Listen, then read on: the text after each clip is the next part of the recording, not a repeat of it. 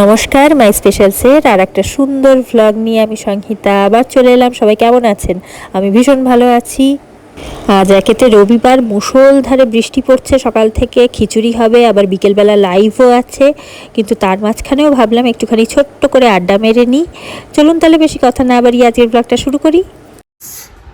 Live করা শেষ হয়ে গেল। পুরো সোশ্যাল মিডিয়ার ওপরেই আমি থাকি, একদম আমার জীবন একদম লাইভ করলাম, বা লাইভ থেকে এসে আবার ব্লগে চলে এসেছি। জীবনটাই পুরো সোশ্যাল মিডিয়া হয়ে গেছে, তাই না? ঠিক বললাম? এরা সব ঘুমিয়ে পড়েছে, কি আর করি, বসে বসে একটুখানি গল্পই করি, তাই না? ঠিক বলা? হ্যাঁ, এই হচ্ছে ব্যাপার। আজকে বললাম হচ্ছে লাইভে দেখবেন, লাইভটা দেখে ভালো লাগবে কিনা জানি না। দেখবেন আমার ফেসবুক থেকে আমি লাইভ করি। ফেসবুকে প্রোফাইল আছে সংহিতা চ্যাটার্জি বলে, ওটা থেকে আমি 5:30টার সময় লাইভে বসি। আমি কোনোদিনও ওইভাবে প্রমোট করিনি আমি যে লাইভ করি। ওই কিছু না কিছু টপিক নিয়ে, কিছু না কিছু কি বলবো, যখন যেটা মাথায় আসে আর কি। কোনো সময় আজকে মনে হলো যে মানে বলি, মানে কি আমি নিজের স্পেশাল কমেন্ট বলে যাই, স্পেশাল সাজেশান দিয়ে, এমন কিছু না। আমি আমারটা ইচ্ছা যা করতে ইচ্ছে করে করি। আবার আপনারা উল্টে লাইভে যেরকম লোকে লিখে পাঠায় ওরকম লিখে পাঠান, এই নিয়েই। কোনো গুরুগম্ভীর কোনো বিশেষ কিছু না, এমনি আড্ডা। ওই যেটা এখন আমি লাইভে বলি, যেটা যে শাঁখের পুব আছে, যেটা বলি সেটা হচ্ছে যে আমাদের ছোটোবেলার রবিবারগুলো তো একদম অন্যরকম কাটতো, কিন্তু এখন তো আর সেই রকমভাবে কাটে না রবিবারগুলো। তো সেই কারণে খানিকটা 1%ও যদি একটু ওই আর কি মানুষের সংস্পর্শে আসা যায়, ডাইরেক্ট কথাবার্তা বলা যায়, এরকম। বেশিরভাগই যারা দেখবেন এরকম ভ্লগিং করে, বা যারা বেশিরভাগ মানুষই আমি দেখেছি, বেশিরভাগ বললে ভুল হবে, কিন্তু আমি যাদের দেখেছি, ওই পার্টনার একজন আছেন, ওনার নামটা কি জানো, মহুয়া, ওনার নামও মহুয়া। পার্টনার একজন বেশ ভালো নাম করা যিনি, ওনার ব্লগগুলো দেখতে আমার খুব ভালো লাগতো। কিন্তু মাঝখানে এখন অনেক দিন আসে না আমার এতে, জানি না, হয়তো সাবস্ক্রিপশন করা নেই বলে হতে পারে। ওনাকে দেখতে, ওনার এগুলো খুব মজাদার করেন। 2 ছেলে আছে, ছেলেগুলোকেও কি সুন্দর দেখতে। তো ওনারও সেই মানে উনি একা একা থাকতে পাটনায় গিয়ে কথা বলার মতন, মানে কমিউনিকেশানের কিছু সমস্যা হতো বোধহয় ওনার। তো সেই কারণে উনি তারপরে করতে, মানে যেরকম বলেন আর কি, মানে বলেছিলেন আর কি। তো সবারই একই অবস্থা, গল্প করার সঙ্গীর বড় অভাব, কথা বলার। বিশেষত যে মানুষরা, যে বউরা আর কি বাড়ির মধ্যে থাকেন, গৃহবধূ যারা, তাদের কিন্তু খুব মানে কি বলবো, কথা বলাটা খুব ইম্পর্টেন্ট। বেশি না হলেও অন্তত একটু হলেও গল্প করা, কথা বলা, মানুষের কাছাকাছি আসা, নইলে কিন্তু নানান রকম মানসিক সমস্যা হয়।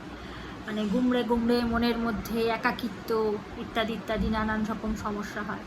তো সেই কারণে একটু হলেও নিজের কাজ থাকাটাও ভীষণ দরকার, নিজস্ব কিছু কাজ থাকাও দরকার। আমার যেটা মনে হয়, অনেক সময় এটা কোনোদিনও শেয়ার করেছি কিনা জানি না, যে আমরা বলি না, আমি নিজেও বলি, খুব অনেক কাজকর্ম, রোজকার রেগুলার জীবনের সব কাজ করি, ক্লান্তি হয়, ভীষণ ক্লান্ত হয়ে যায়, এটা তো 100 বার। কিন্তু এই কাজগুলো যদি না থাকতো, আমরা যদি আমাদের কাজগুলো না করতাম, তাহলে কতটা আমাদের ডিপ্রেশন হয়ে যেত। তাই আমি ভাবি যে কাজগুলো করাটাও কিন্তু ভীষণ দরকার, কাজের মধ্যে থাকাটা কিন্তু খুবই কি বলবো ইম্পর্ট্যান্ট একটা পার্ট প্লে করে এই কাজগুলো। হয়তো আমাদের জীবনে যা যা আছে সেগুলো আমাদের দরকার বলেই হয়তো এগুলো আমাদের মানে কি বলবো, আমাদের যেই আগেকার দিনে যে সিস্টেমগুলো আছে না, এগুলো কিন্তু ভীষণ সায়েন্টিফিকভাবে বানানো হয়েছে। আমরা সেগুলোকে পরবর্তীকালে খুব বিকৃত করে ফেলেছি, কিন্তু যারা এই সিস্টেমগুলো বানিয়েছেন তারা কিন্তু খুব সায়েন্টিফিক জিনিস ভেবে চিন্তেই বানিয়েছেন।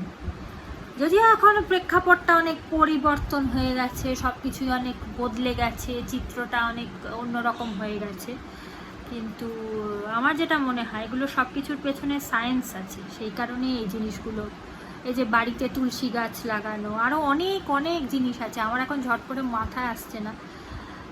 নিম গাছ, তুলসী গাছ, তারপরে আরও যে যা যা এই যে মনে আসবে যেদিনকে ভালো করে সেগুলো সেই নিয়ে না হয় আর একদিন আর এক রকমের ব্লগ বানাবো, কিন্তু আজকে ঝট করে কথাটা মাথায় এলো বললাম তো, তাই অতটা ভাবনা চিন্তা আসছে না মাথায়, যতটুকু আসছে সেটুকু, মানে সেইগুলোর পেছনে না একটা কারণ আছে। আর আগেকার দিনে কি এই যে সন্ধেবেলা যে এই যে শঙ্খের ফু দেওয়া, প্রদীপ জ্বালানো, এগুলোর সায়েন্টিফিক কারণ তো আমরা সবাই জানি বলতে গেলে, আমি আর নতুন করে কি বলবো। এখন যেমন ইলেকট্রিসিটির লাইট এসে গেছে, আগে তো ইলেকট্রিসিটির লাইট ছিল না বলে সন্ধে হলেই প্রদীপ জ্বালাতে হতো। এই কারণে না যে মানে তখন হয়তো একটা ইস্যু লাগবে বলে ভগবানকে প্রদীপ দেখাতে হবে বা তুলসী তলায় প্রদীপ দেখাতে হবে, এরকম একটা ইস্যু বার করতে হয়েছে। কিন্তু অ্যাকচুয়ালি তো এগুলো তুলসী তলাটা সাধারণত কোথায় হতো, বারান্দা বা উঠোনের একটা মাঝামাঝি জায়গায়, বা কোনো একটা মানে যেখানে আলোটা রাখলে বেশ বারান্দাটাও খানিকটা আলো আলো হবে, উঠোনটাও খানিকটা আলো আলো হবে। সব পেছনে একটা যুক্তি আছে, কিন্তু সব কিছুর পেছনে একটা ঠিকঠাক খুঁজে বার করলে কিন্তু যুক্তি আছে। তারপর আমরা এই যে মধু, ঘি, তারপরে আরও যেগুলো আমরা ভগবানকে দিই, যে যে জিনিসগুলো, এগুলো কিন্তু প্রত্যেকটা জিনিস কিন্তু খুব ভালো জিনিস না, সেগুলো আমাদের নিজেদের শরীরের পক্ষেও ভালো। এই যে চন্দনের ফোঁটা যে আমরা পুজো করার সময় কপালের মাঝখানে দিই, এগুলো কি চন্দনের ফোঁটা, চন্দন আমাদের শরীরকে ঠান্ডা রাখে। তারপরে এই যে আমরা সারাদিন এই যে পুজো করার পেছনে কিন্তু ভগবানকে আমরা কারণ বানিয়েছি ঠিকই, কিন্তু এই যে সারাদিন যে আমরা ব্যস্ততার মধ্যে থাকি, এটা নতুন করে কি বলবো, এটা আমরা সবাই ভাবনা চিন্তা করলে আমরা সকলেই জানি, এটা বলবার কিছু নেই, তবুও একটু ইচ্ছা করলো তাই বলি। যে এই যে শান্ত হয়ে 10 মিনিট যে আমরা পুজো করি, এখন তো পুজো করতে করতেও পারলে ফোন দেখে লোকে, বা পুজো করতে করতেও টিভি দেখে, এরকমও হয়েছে। আমার মাসিকে দেখতাম যখন সাস ভি কাভি বাহু থি সিরিয়ালটা প্রথম চালু হয়েছিল না, তখন মানে সেই সাস ভি কাভি বাহু থির গান চলছে, মানে সিরিয়াল শুরু হয়ে যাচ্ছে, দুপুরবেলা হতো সিরিয়ালটা, মনে আছে দুপুরের অনেকবারই হতো, তার মধ্যে দুপুরবেলা একটা টাইম ছিল। তো মাসিকে দেখতাম কোনো রকমে স্নান করে পুজো করতে বসেছে, সেই ঘন্টা নাড়ছে এমনি করে, তার মধ্যে কিরে শুরু হয়ে গেল সিরিয়াল, শুরু হয়ে গেল, এরকম একটা ব্যাপার। তো পুজোটা তো অমনি করে করলে হবে না। পুজো মানে কি, পুজো মানে হচ্ছে ভগবানকে ডাকা, আমার জন্য ভগবানকে ডাকার না, আমার জন্য হচ্ছে মেডিটেশন যাকে বলে। এই যে সারাদিন যে প্রচণ্ড টেনশান বা প্রচণ্ড সাংসারিক নানান রকমের চিন্তা ভাবনা, হ্যাঁ মানুষের জীবনে তো যখন সংসার করে নানান রকমের চিন্তা ভাবনা টেনশান থাকে, তো তার মাঝখানে বা যদি অন্য টেনশন নাও থাকে, সারাদিন যে প্রচুর কাজকর্মের মাঝখানে, ব্যস্ততার মাঝখানে যে 10 মিনিট হোক 5 মিনিট হোক বসে যে শান্ত হয়ে নিজেকে শান্ত করে 5 মিনিট বসে থাকা, এটাই কিন্তু আমাদের আসল, আমার মনে হয় অবশ্য যে ওটাই বোধহয় আসল কারণ, যে শান্ত হয়ে 5টা মিনিট বসা, নিজের মাথা মনকে শান্ত স্থির করা, শান্ত করা, মেডিটেশন যে কারণে আমরা করি। এখন সেটা আমার নিজের ধারণা, সেটা সত্যি মিথ্যে আমি ওই মানে নিজে করে বলার নেই, আমি যেটুকু নিজের বুদ্ধিতে আমার যেটুকু মনে হয় সেটা আমি বললাম।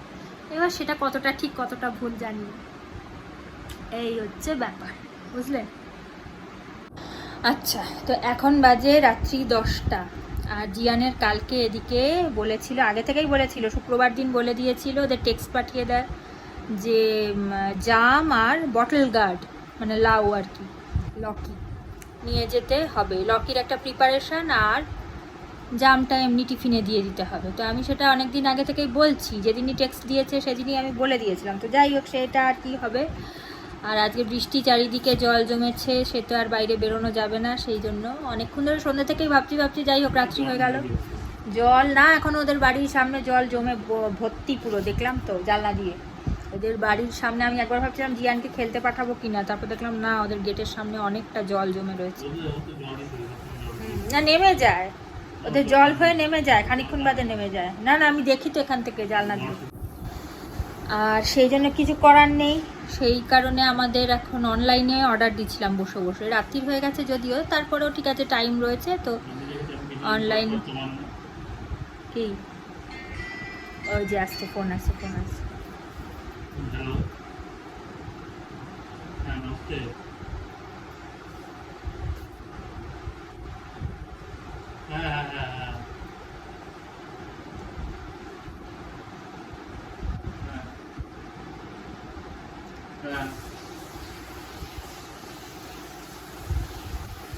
9:30 থাকে। কামারিতে আমি নতুন চেম্বার দিয়েছি।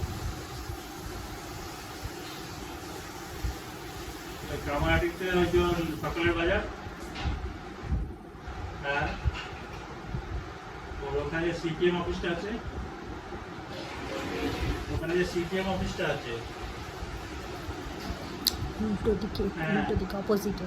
হ্যাঁ হ্যাঁ হ্যাঁ ওটাতেই। সিপিএম অফিসে রাত্রিবেলা 9:30 পর্যন্ত থাকি।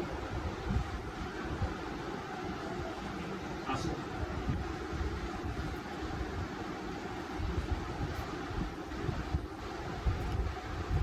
ওপরের দাঁত না নিচের দাঁত? উপরের দাঁত না নিচের দাঁত? উপরের দাঁত না নিচের দাঁত? তো বক বক করবে, তারপরে কথা বলতে হবে। এই হচ্ছে অসুবিধা। আসো চেম্বারে, তারপরে কথা বলবো। চেম্বারে আসুন, তারপর কথা। ফোনে ফোনে সব জেনে নেব। না ফোনে বলতে পারবো না তো, আপনি চেম্বারে আসুন তবে বলছি।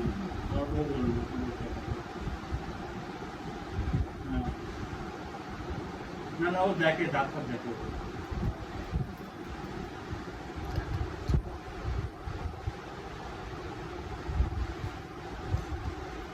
আমি বললাম তো, উনি বললেন যে চেম্বারে আসুন তারপরে হ্যাঁ, ফোন কেটে দিয়েছে, মারবো করে। মহা পাজি ছেলে, কি অবস্থা হয়েছে কে বলছে? আমি বলছি একটা পেশেন্ট কে ফোন করেছে, পেশেন্টটা ফোন করে বলছে কি জিজ্ঞাসা করছে, এখানে ওপর নিচ কি কোন দিকে দাঁতের কথা জিজ্ঞাসা করছে। তো আমি বলছি এত বক বক, অনেকক্ষণ ধরে বক বক করছে। তো আমি বলছি এত বক বক না করে বলো চেম্বারে আসুন, দেখে দিচ্ছি। ফোনের মধ্যে কি বক বক করবো, না দেখে না বুঝে এরকম বলা যাবে?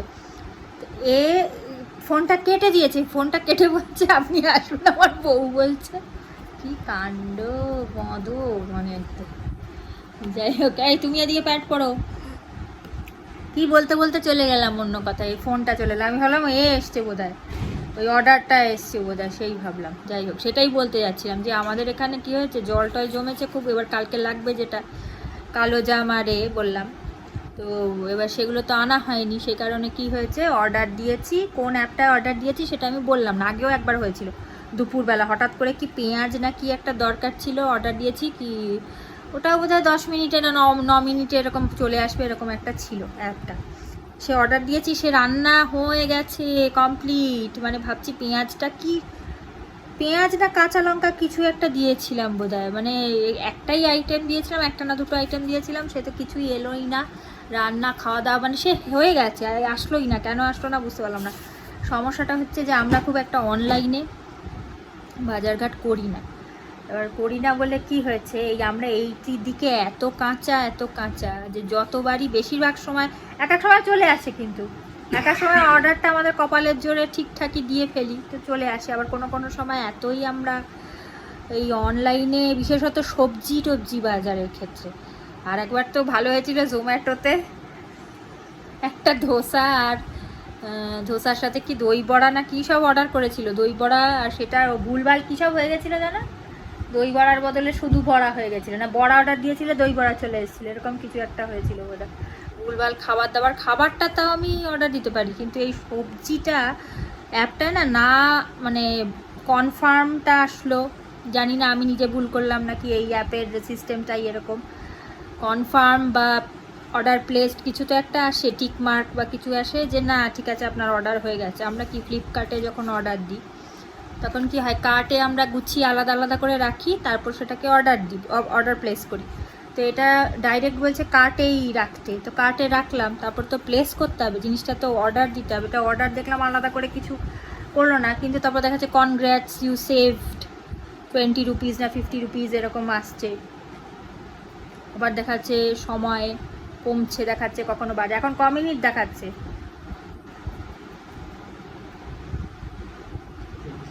26 মিনিটস, 25 মিনিটস। দেখা যাক শেষ পর্যন্ত সবজি আসে কিনা।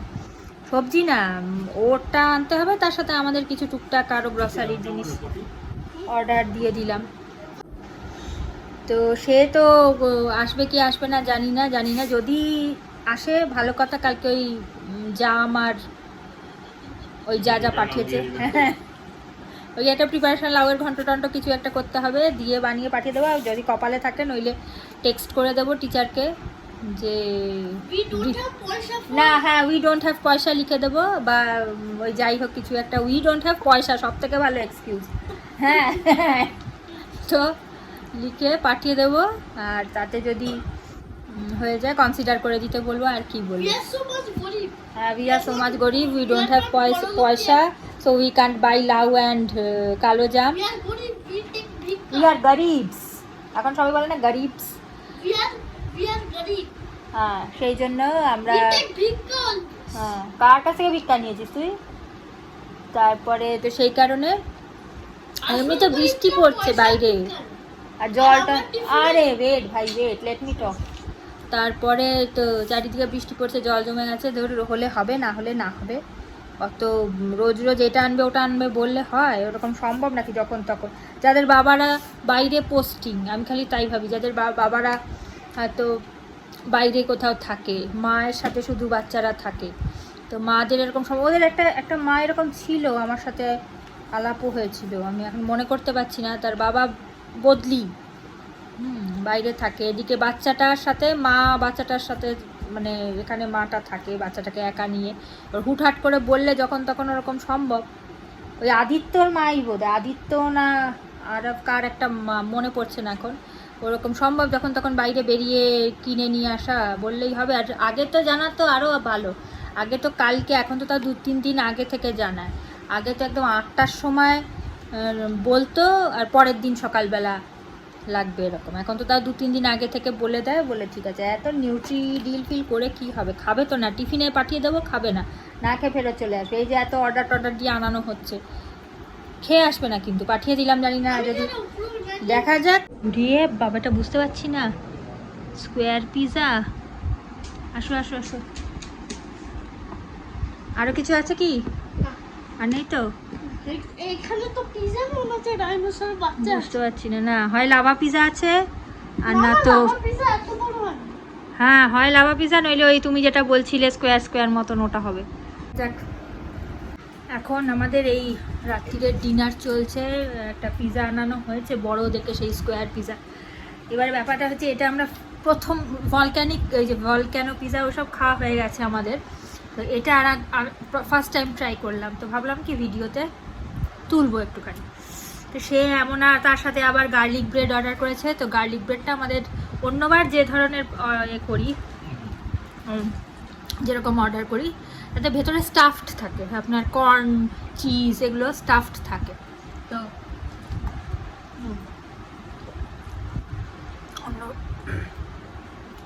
অন্যবার সঙ্গে মেয়োনিজ দেয়নি, তো আজকে দেখছি এরকম মেয়োনিজের দুটো দিয়েছে, ডিপ দিয়েছে, অন্যবার দেয় না। কি জানি কি অর্ডার করেছে, প্রথমে পিজাটা পাঠিয়ে দিয়েছে, তারপর আনতে ভুলে গেছিলো, তারপর আবার গার্লিক ব্রেড নিয়ে এসেছে। তারপর দেখি এগুলো ভেতরে স্টাফড না, এগুলো এমনি স্টিকের মতন, এটা জানা ছিল না। তো যাই হোক, ও যেটা বলতে গিয়ে এত কথা বললাম, সে এইটা এনেছি বলে তুলবো ভাবলাম। বেশ সুন্দর বড় দেখে একটা পিজা, ফার্স্ট টাইম খাচ্ছি, অভিজ্ঞতা প্রথম। অন্য সময় আমরা যে এরকম যা বাকি সবগুলো মোটামুটি সব প্রায় করেছি, টেস্ট করেছি। তো দেখি মেমোরি ফুল হয়ে গেছে। এবার মেমোরি ফুল হলে যা হয়, ভীষণ ইরিটেশন একটা হয় না, যে বসে বসে কোনগুলো আমার হয়, আমার খুব সমস্যা হয় মেমোরি ফুল হয়ে গেলে। সেই বসে বসে কোনটা আর একদম ফুল না হলে আমি ডিলিট করার সময় পাই না। করতে গিয়ে কী করলাম, আজকে আমি সকাল থেকে পুরো কি করলাম, বৃষ্টি পড়েছে, খিচুড়ি রান্না করেছি, খিচুড়ি রান্না করছে, আমি না, সরি, আমার দিকে তাকাচ্ছে তাই খিচুড়ি রান্না করেছি, আমি করিনি, করেছে খিচুড়ি ফুলকপি দিয়ে। হ্যাঁ, তো বাকি গল্পটুকু না হয় কালকের জন্য তোলা থাক। আর এখানেই তাহলে আজকের ব্লগটা শেষ করব। সবাই খুব ভালো থাকবেন, সুস্থ থাকবেন, নিজের খেয়াল তো অবশ্যই রাখবেন। খুব শিগগিরই আর একটা সুন্দর ব্লগ নিয়ে দেখা হবে।